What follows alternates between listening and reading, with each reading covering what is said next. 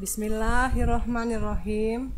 Alhamdulillahirrabbilalamin. Assalamualaikum warahmatullahi wabarakatuh.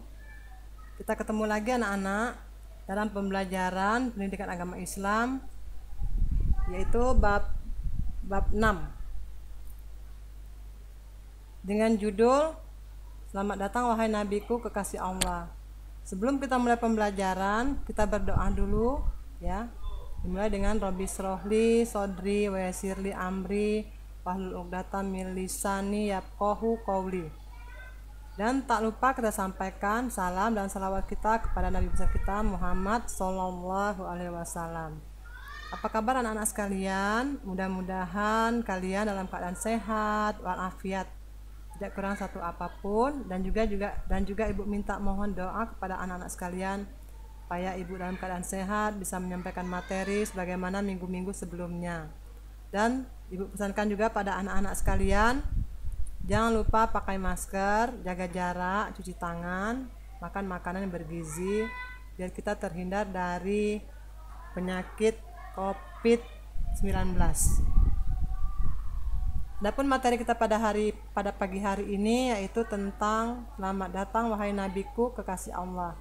Siapa nabi kita ini? Yaitu Nabi Muhammad Sallallahu Alaihi Wasallam bersama Ibu Haja Nurul Ainun SAG. Jadi setiap pelajaran PAI untuk kelas 7 ya, semuanya Ibu yang ngajar. Ibu juga pesan kepada anak-anak sekalian bahwa belajarlah di rumah sehingga kalian bisa memahami, membaca, menganalisa bahan pelajaran yang kita pelajari per minggunya.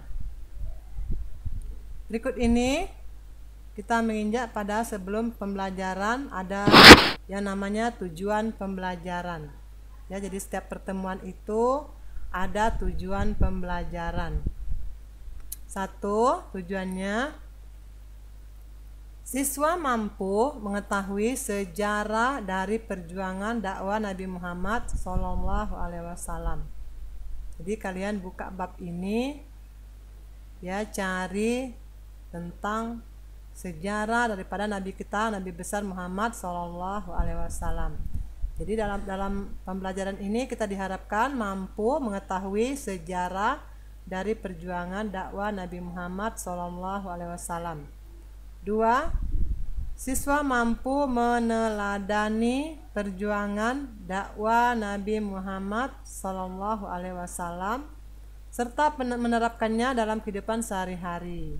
Jadi apa-apa saja sifat keteladanan, apa sifat perjuangan yang dicontohkan Rasulullah Shallallahu Alaihi Wasallam yang patut kita terapkan dalam kehidupan sehari-hari. Yang lebih penting di sini adalah penerapannya. Jadi contoh sifat daripada Nabi tadi kita terapkan dalam kehidupan sehari-hari. Nah, jadi ada 2 tujuan pembelajaran yang harus kita pahami atau harus kita pelajari. Kita miliki tujuan pembelajaran ini supaya kita dapat terapkan dalam kehidupan sehari-hari.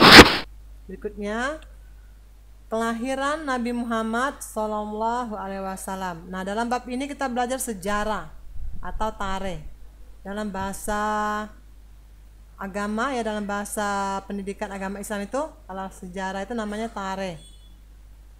Kelahiran Nabi Muhammad Sallallahu Alaihi Wasallam, bagaimana Nabi Muhammad dilahirkan, perjuangannya ya, lewat apa, siapa ayahnya, ibunya, kapan lahirnya dan wafatnya. Nabi Muhammad Sallallahu Alaihi Wasallam dilahirkan pada Senin 12 Rabiul Awal atau bertepatan dengan 20 April 571 Masehi. Mungkin anak-anak sekalian sudah mempelajarinya pada waktu atau pada saat kalian di sekolah dasar. Ada tentang kelahiran Nabi Muhammad Sallallahu Alaihi Wasallam. Itu dia dilahirkan pada hari Senin tanggal 12 Rabiul Awal atau bertepatan dengan 20 April 571 Masehi. Kemudian poin kedua, tahun kelahiran Nabi Muhammad Sallallahu Alaihi Wasallam disebut dengan tahun gajah Dikarenakan pada saat itu Mekah, tepatnya Ka'bah, diserang oleh pasukan gajah yang dipimpin oleh Raja Abraha yang ingin menghancurkan Ka'bah. Jadi tahun kelahiran itu disebut juga tahun gajah. Kenapa disebut tahun gajah? Dikarenakan pada saat itu Mekah, tepatnya Ka'bah, diserang oleh pasukan gajah yang dipimpin oleh Raja Abraha yang ingin menghancurkan Ka'bah. Jadi lahirnya Nabi Muhammad bertepatan dengan tahun gajah. Kenapa dikatakan tahun gajah tadi ya? Karena ada seorang raja yang bernama Raja Abraha, dia ingin menghancurkan Ka'bah. Tepat pada saat itu Nabi Muhammad SAW dilahirkan. Kemudian tadi kelahirannya, sekarang sifat-sifat Muhammad SAW. Sifatnya, Nabi Muhammad SAW memiliki sifat yang terpuji. Di antara sifat terpuji beliau antara lain, 1. Beliau tidak mudah putus asa.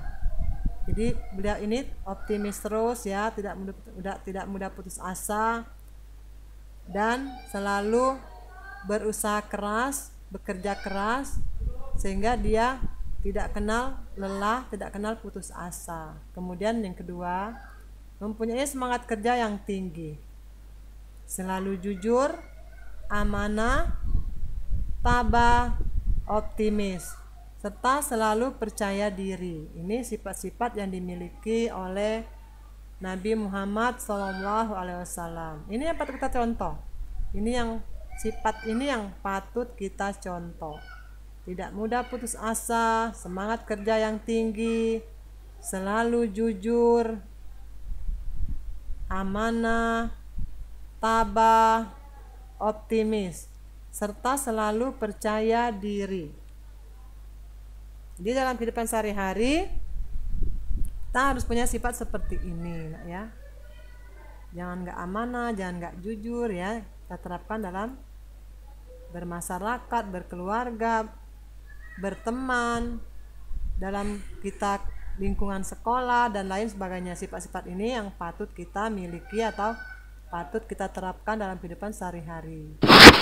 Kemudian poin berikutnya yaitu Nabi Muhammad SAW.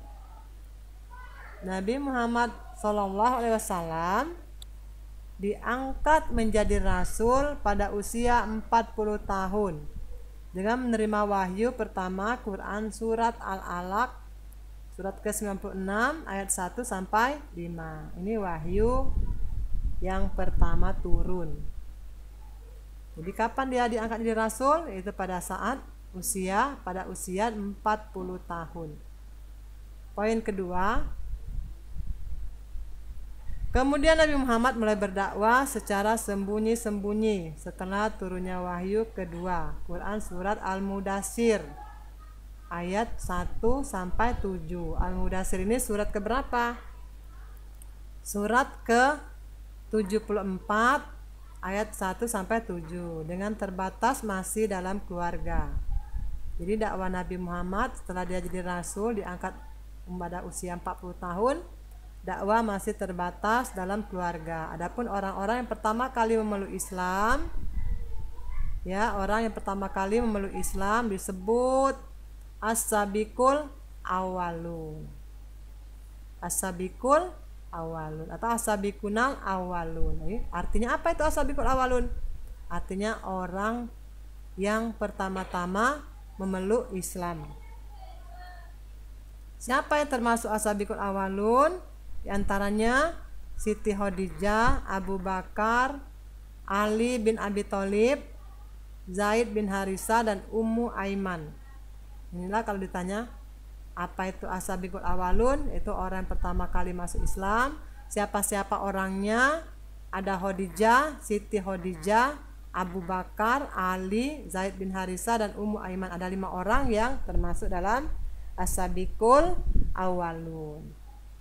Pahami ya? Nanti kalau ada pertanyaan, ditanya apa soal pilihan ganda, ditanya apa itu pengertian as-sabiqul awwalun, sebutkan orang-orangnya, kita tahu ya. Jadi Siti Khadijah, Abu Bakar, Ali bin Abi Thalib, Zaid bin Harisa, dan Ummu Aiman. Kemudian dakwah Nabi Muhammad Sallallahu Alaihi Wasallam. Dakwah Nabi tadi pertama dalam cuman seputaran lingkungan keluarga. Kemudian dakwah Nabi secara terang-terangan dimulai setelah turunnya wahyu. Ya, tadi secara diam-diam masih dalam lingkungan keluarga, sekarang secara terang-terangan dimulai dengan turunnya wahyu. Quran surat Al-Hijr ayat 94 sampai 95. Dalam melaksanakan dakwanya, Nabi mengalami berbagai macam rintangan, baik di dalam keluarganya seperti pamannya Abu Jahal yang sangat menentang dakwah Nabi, maupun dari pihak luar, baik berupa ancaman serta teror. Itu ya. Jadi dalam melaksanakan dakwanya, Nabi mengalami berbagai macam rintangan, baik dalam keluarga maupun di luar keluarga. Ya, kalau dalam keluarga itu pamannya Abu Jahal yang sangat menentang dakwah Nabi. Itu pamannya sendiri yang menentang dakwahnya. Kalau dari pihak luar, baik berupa ancaman serta teror. Kemudian kaum Quraisy. Kaum Quraisy juga banyak sekali yang menentang, bahkan memboikot kaum muslimin, khususnya Bani Hashim serta Bani Muthalib.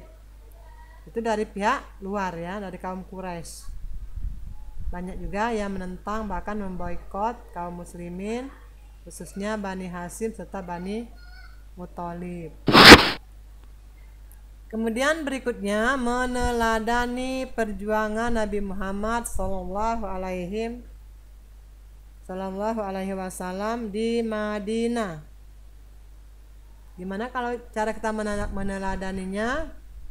Pertama, tugas dan tanggung jawab tidak bisa dipikul sendiri-sendiri.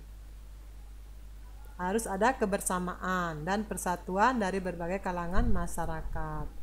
Jadi kalau ada tugas tertentu itu, kita tidak boleh sendiri-sendiri, harus bersatu. Harus ada persamaan dari berbagai kalangan masyarakat. 2.